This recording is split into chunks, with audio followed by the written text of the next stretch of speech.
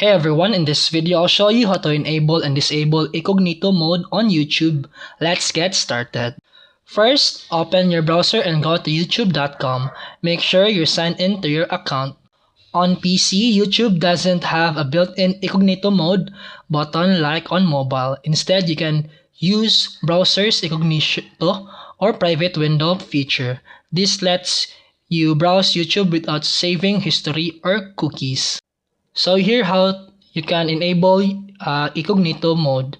On Google Chrome, just press Ctrl plus Shift N. Or you can just click the three dots in the top right corner, then click Incognito Mode. And after that, a new private window will open. Now you go to youtube.com and you're browsing privately. Your history, cookies, and searches won't be saved. To turn it off, just simply close the Incognito window. Once you do, YouTube will go back to normal mode and your regular account will be active again. And that's it for today's video. If you found this helpful, please like and subscribe for more videos. See you in the next one.